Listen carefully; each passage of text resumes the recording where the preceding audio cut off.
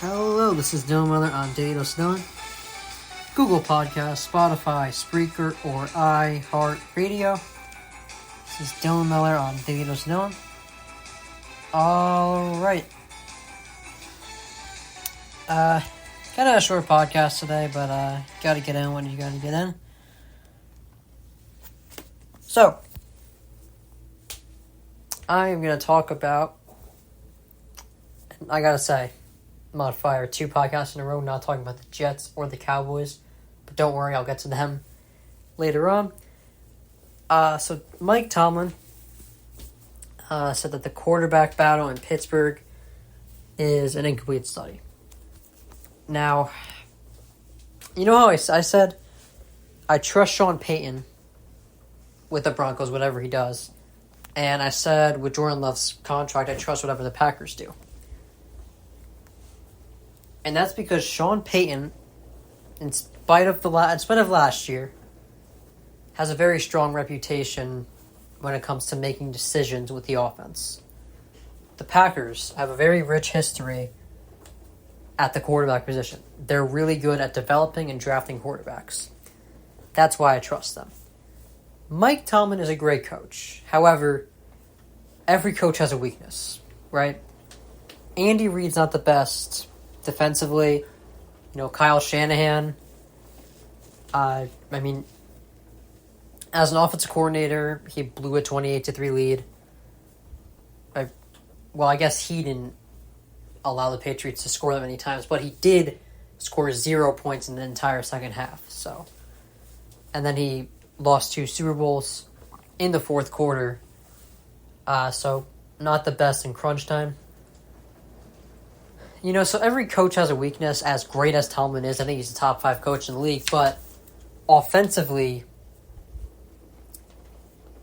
he's a lot weaker offensively than he is defensively. Defense, I think he's the best defensive coach in the league right now. But offensively, he's struggled to develop players ever since the 3, Big Ben, Le'Veon Bell, and Antonio Brown left. Those were the 3 big guys, and ever since they left, the quarterback position has been rough. They got Mason. They've had Mason Rudolph, Kenny Pickett. They haven't had great. Their quarterbacks haven't been good at all in the last few years since Big Ben left. And Big Ben had a major decline as well. They've had, even their running backs have been pretty disappointing. James Conner left. Najee Harris he's good, I guess. He's not great, but not that he's. I'm not trying to be disrespectful to Najee Harris, but he has not lived up to the first round pick that he was. Receivers, they've had some okay guys. Juju Smith-Schuster was pretty good, but he left too. And George Pickens looks good. But the Steelers, there's a lot of teams in the league that, every team has a flaw, what I will say. But the best teams in the league, which is only there's 5 teams in the league that I think do all the key things right. They have great ownership, great coaching, great quarterback play, and a great defense. There's only 4 teams in the league that I think. There's a very select few teams in the league that I think do that. Then there's a select few teams in the league that I think have none of that. The Patriots right now don't have any of that.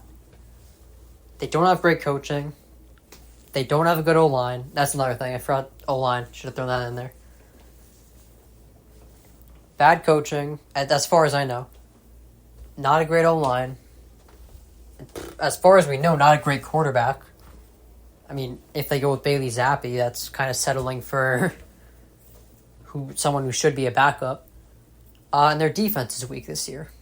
Losing Matt Judon is going to be a major hit, and they no longer have the defensive mind of Bill Belichick. But the Chiefs, great quarterback, great coach, great ownership. Very strong O-line. And their defense is better than given credit for.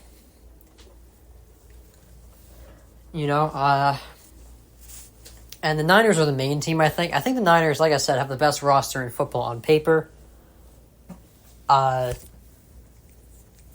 even they have one small weakness. If the Niners had Mahomes, they'd easily win they'd probably have a three-peat with Mahomes as the quarterback.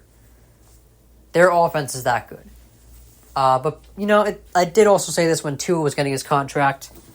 Sometimes the biggest thing isn't having a great, talented quarterback. It's having the guy that works. So quarterbacks like Brock Purdy and Tua, they're not amazing. They're not Mahomes or prime Aaron Rodgers, prime Peyton Manning. They're not turning heads like those guys do. Or did. But they work in the system. So anyway, there's a lot of teams that do pretty much everything that matters right. The Steelers, I think, fall in the category of a team that does a lot right, but also does a major thing wrong, right? They have great coaching, great ownership. They develop their defense great. They always have great defenses. So they're not an inept franchise.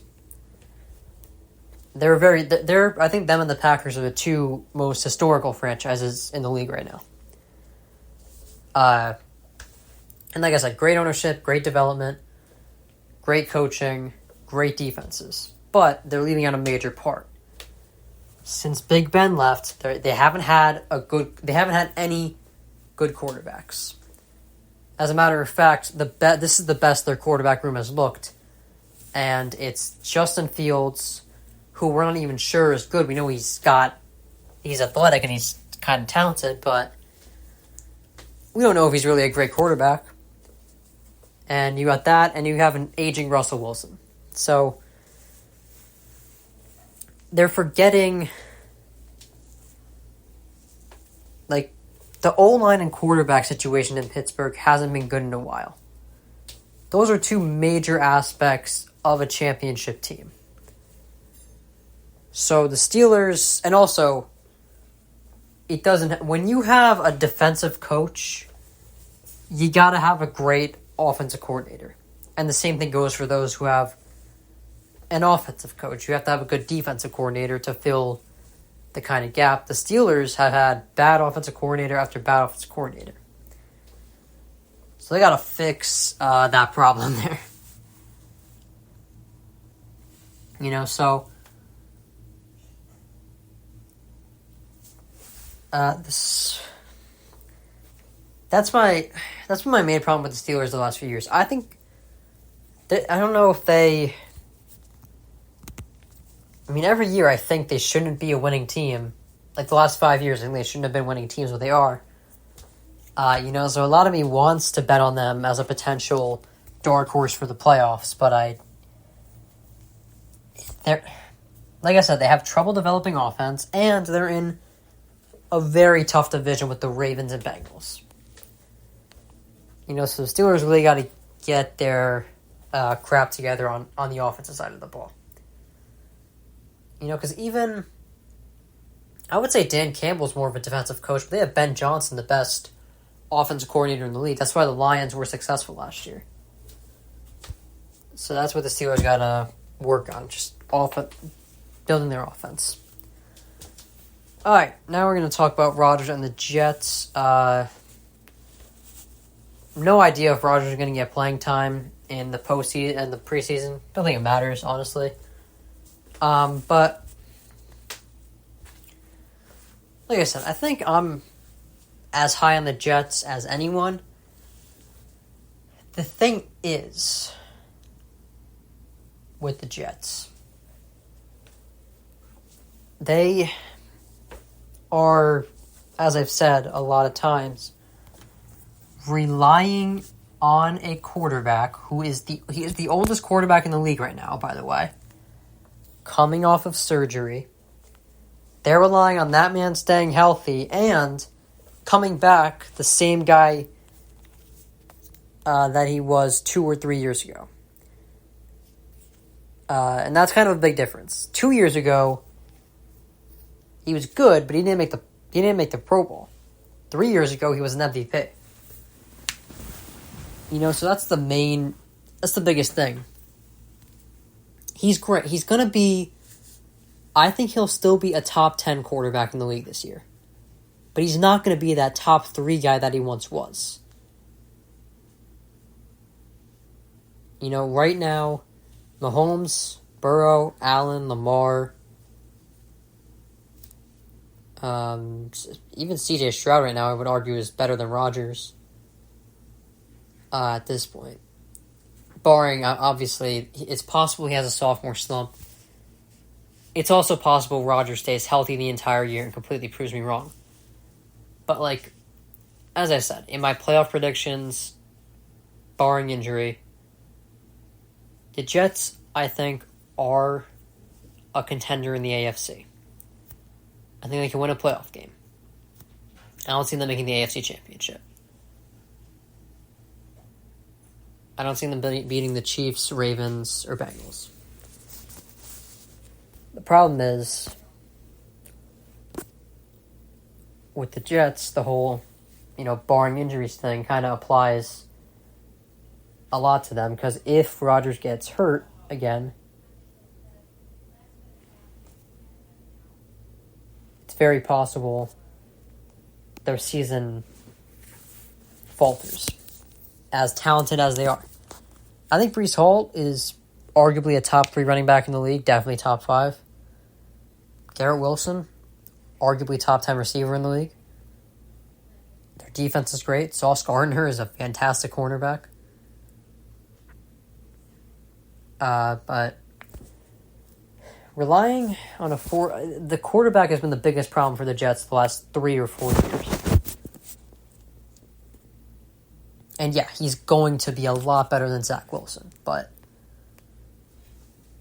his injury risk is really high. So I don't mean to be the predictor of doom here, but I find it really hard to believe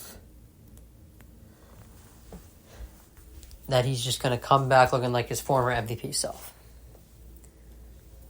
All right, so Caleb Williams had another fantastic debut, and afterwards was asked about his comparison to Patrick Mahomes. He obviously downplayed it because he wasn't going to be.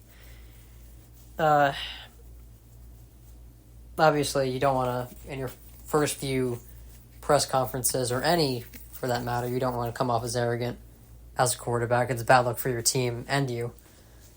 But yeah, they destroyed the Bengals 27-3. Preseason doesn't matter to those teams that don't have any high-profile rookie. But yeah, 6 for 13, 75 yards, had a rushing touchdown.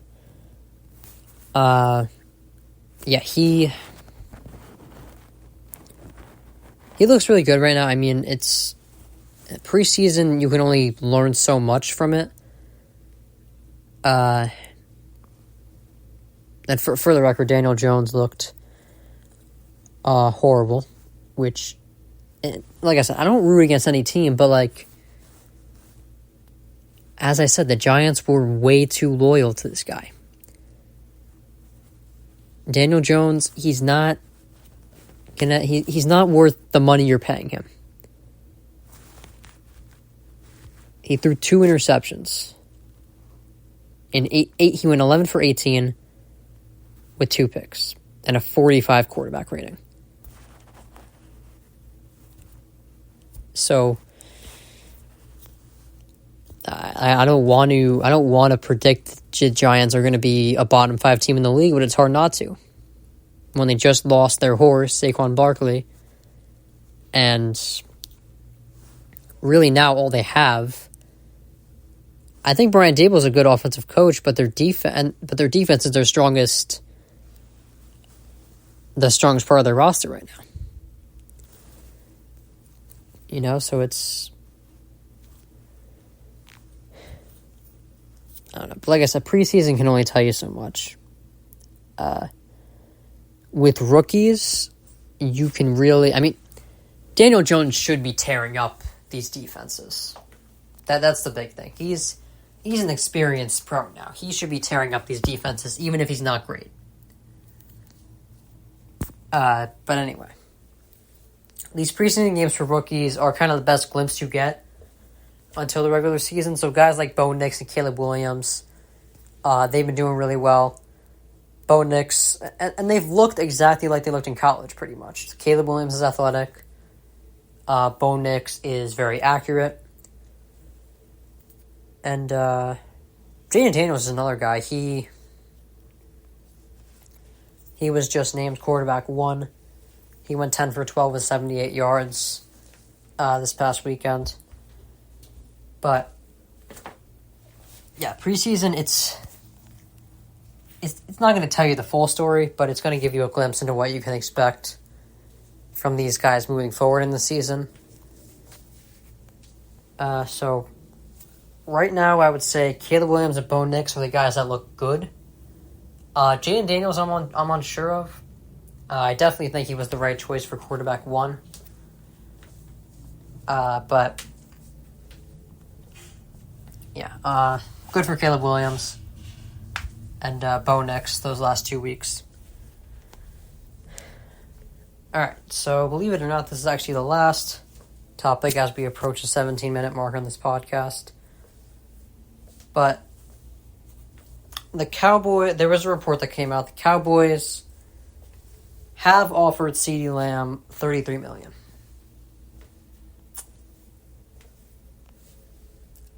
As I said, this whole thing is a mess.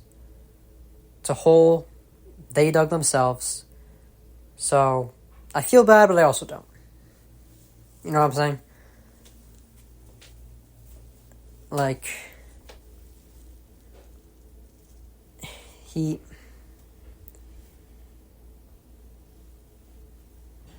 going to keep holding out. I think I'll play the season. I will say that.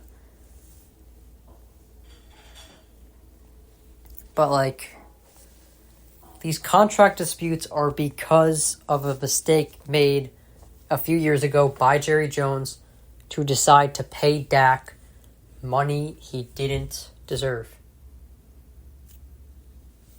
You know, and now he might dig himself an even deeper hole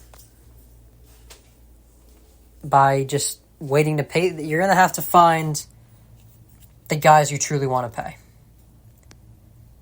Because at this point, there's no way he's going to be able to pay all of them the money they're asking for. So as I said, I think there is a right order to pay them in. You need Dak. That's the bottom line. There's no alternative. There's no one better than Dak that's on the quarterback market right now. No one even close. So Dak is your only option. You start by paying him. Then you pay CeeDee Lamb and see where that leaves you. I think you're better off letting Micah Parsons go than those two guys. Because your offense ceases to exist. The Cowboys' offense ceases to exist without Lamb or Dak. Obviously, Micah Parsons is a huge loss, but I think their defense would be much better without Parsons than their offense would be without Dak or CeeDee Lamb. You know, so it's not really... obviously, it's not my job to solve. That's just what I would do. But, like, Dak and CeeDee Lamb, it would be great if one of them takes a pay cut, but it ain't happening now. They've been holding out way too long to just take a pay cut. CeeDee Lamb has been holding out way too long to just take a pay cut. And Dak has made it clear he's looking at $60 million a year. So, good luck with that, Jerry Jones.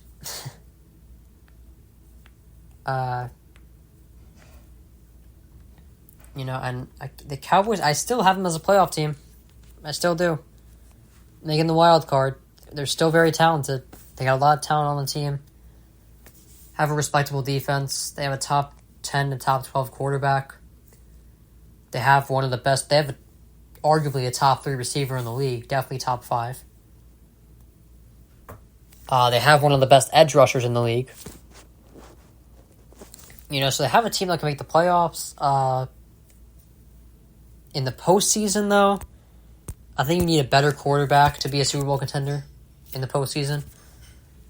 And you need better coaching. I mean, you guys know I'm a Packers fan. I actually I feel like I defend Mike McCarthy more than I should. But yeah, he's not really. He won a Super Bowl with Aaron Rodgers in his prime. And prime Aaron Rodgers is light years better than this stack right now. It had to be said. So, if you're not going to have an elite quarterback that's like top 5 in the league, Mike McCarthy's not winning a Super Bowl. And to be fair to him, there's very few quarterbacks that can actually... And not quarterbacks. There's very few coaches that can actually do that without a top 5 quarterback. I mean, Kyle Shanahan has done a great job, but he hasn't won a Super Bowl. He's made it, but he hasn't won it with Brock Purdy or Jimmy Garoppolo. It's important to note. He lost to Patrick Mahomes and Andy Reid.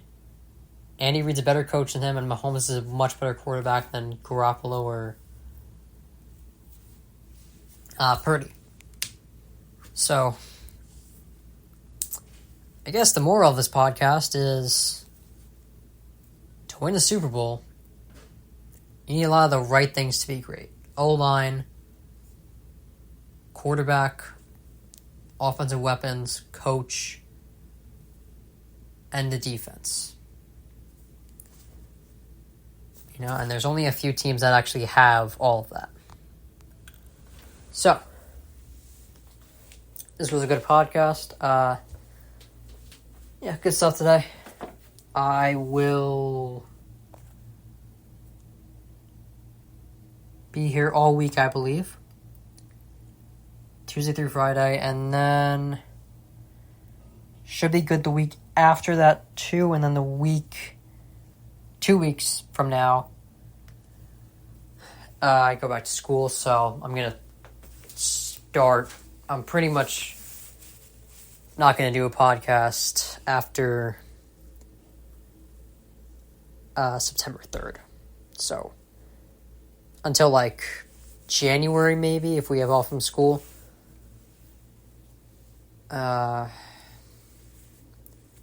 Maybe spring, I don't know. You guys know the deal when I'm in school. It's whenever I can get a podcast done. But in the summer, it's mainly every day. And that's what I'll be doing this next week. So, Dylan Miller, Daily Dose Dylan, Spotify, Spreaker, iHeartRadio. This is Dylan Miller on Daily Dose Dylan. Have a good day. I will see you tomorrow.